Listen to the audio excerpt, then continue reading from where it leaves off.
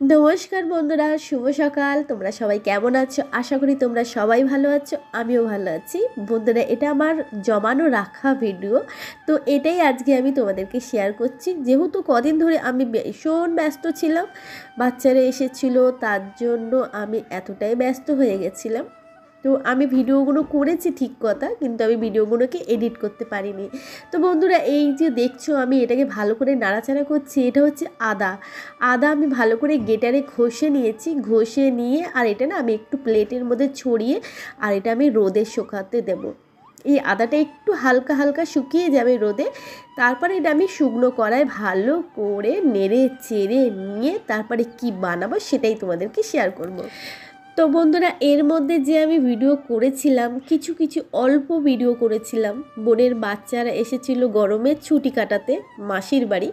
তো মাসির বাড়ি এসেছিল, তো ওদের তো একটু ঠিকঠাক যত্ন করতেই হবে। তো ওদের যত্ন যেভাবে করেছি তার ফাঁকতালে একটু আধটু ভিডিও করেছি, একদম ঠিক করে ভিডিও করতে পারিনি। তো ওদের পেছনেই আমি ভীষণ ব্যস্ত ছিলাম, ঠিকঠাক করে ভিডিও হয়নি। আর এই যে বন্ধুরা, যে গিটারে আদাটা ঘষে রেখে একটু প্লেটের মধ্যে শুকিয়ে নিয়েছিলাম, সেইটাই এখন কড়ার মধ্যে আরেকটু ভালো করে নেড়ে চেড়ে খড়খড়ে করে নিচ্ছি। আর তার সাথে দিয়েছি এলাচ, তেজপাতা, দারচিনি। এইটাকে দিয়ে ভালো করে নেড়ে চেড়ে নেবো, একদম যাতে কড়মড়ে হয়ে যায়, যাতে ভেঙে যায়। ওইভাবেই আমি এটাকে ভালো করে কড়ায় নাড়াচাড়া করে নেব, নিয়ে তারপরে আমি এটাকে ঠান্ডা করে তারপরে আমি এটা মিক্সি বাটির মধ্যে গুঁড়িয়ে নেব। এবার এটা জানো কী কারণে করছি? এটা মশলা চা করার জন্য। আমরা যেহেতু বাড়িতে লিকার চা খাই, তার জন্য মশলা চা খাবার জন্য এই মশলাটা তৈরি করা। যারা বাড়িতে লিকার চা খাও তারা যদি মনে করো যে আদা তেজপাতা এই এলাচ দিয়ে যদি মনে করো মানে চাটাকে ফুটিয়ে খেতে চাও, তারা এইভাবে মশলা চা বানিয়ে খেতে পারো। এর মধ্যে আরও দু একটা উপকরণ পড়তো, সেইগুলো এই মুহূর্তে আমি পাইনি, তার জন্য দিতে পারিনি। তো অনেক দিন আগে আমরা চা পাতা যে কিনতাম, একটা মশলা চা পাওয়া যেত, তো ওর মধ্যে না একটা চায়ের ফ্লেভার পেতাম। তো এইগুলো আমি ফ্লেভার পেয়েছিলাম। তো এইগুলো আমি কারো দেখে শিখে বানাইনি, এটা নিজে আইডিয়া করে বানিয়েছি। তো আমি যখনই চা বানাই লিকার চা, তখন ওই এক চিমটি আমি ওই চায়ের মধ্যে দিয়ে দিই। 2 কাপ চা 1 চিমটি দিলে যথেষ্ট। তো চাটা দারুণ হয় খেতে। তোমরাও পারলে বাড়িতে এভাবেই বানিয়ে খেও। সবাই লিকার চা পছন্দ করে না, কিন্তু চায়ের মধ্যে যদি একটা সুন্দর ফ্লেভার থাকে তাহলে তো চাটা খুবই সুন্দর লাগে খেতে, তাই না? তো এইভাবেই আমরা বাড়িতে চা বানিয়ে খাই।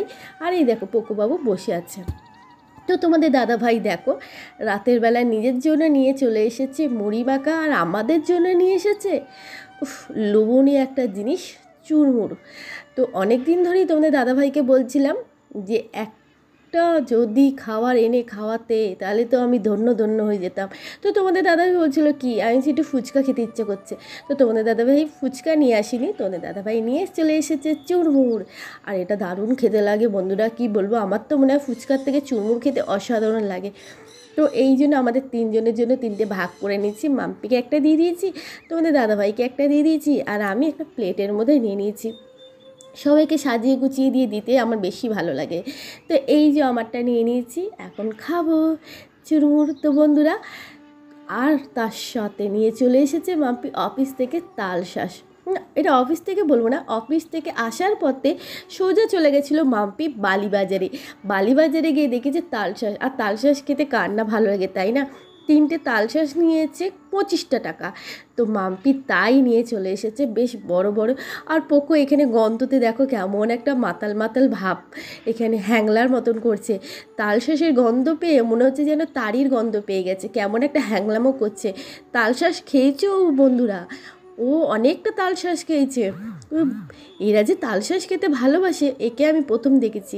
আর ওটা তোমাদের শেয়ার করতে পারিনি, কারণ ওই সময় ভিডিওটা করতেই পারিনি।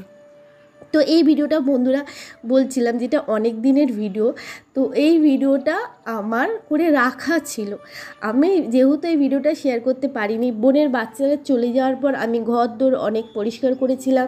সেই পরিষ্কার করার চোটে আমার জ্বর হয়েছিল, 2-3 দিন ধরে আমি জ্বরে ভুগেছি। এখন ভালো আছে, তাই জন্য এই ভিডিওটা আমি এডিট করে তোমাদেরকে শেয়ার করছি। তো বন্ধুরা, কি বলবো, আমাদের এই হ্যাংলা বুড়ো এখানে বসেই গেছে তালশাঁসের গন্ধে পেয়ে। আর আমাদের যে কুটকুটি, মানে আমার ছোটো বোনের মেয়ে, ও এসেছিল। তার একদিন পর মাম্মাম এসেছিল, মানে বড়টা মানে মেজো বোনের মেয়ে এসেছিল। তো মাম্মাম তখন ছিল, মাম্মামও তালশাঁস খেয়েছে, বেশ ভালোই মজা পেয়েছে।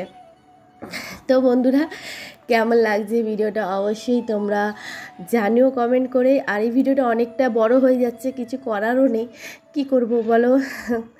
চলো এখনও যেন বিদায় নিচ্ছি, tata, bye bye, good night. তোমরা সুস্থ থেকো, ভালো থেকো। ভিডিও ভালো লাগলে লাইক করো, কমেন্ট করো। আর আমি চেষ্টা করবো রেগুলার ভিডিও দেওয়ার। আসল কথা কি বলো তো বন্ধুরা, যদি ভিডিওর মধ্যে যদি একটা লাইক পাই, একটা শেয়ার পাই, বা কেউ যদি একটা কমেন্ট করে, ইচ্ছা করে আরও বেশি করে ভিডিও তোমাদেরকে শেয়ার করতে। আর তারপরে যদি ফলোয়ার্স বাড়ে, আমার তো সেইভাবে ফলোয়ার্স বাড়ছেই না, তাই না? তো চলো বাই বাই, টাটা। কি বাকি আঁকি বাকি আঁকি বাকি করছে, ভুলভাল আঁকি বাকি করছে।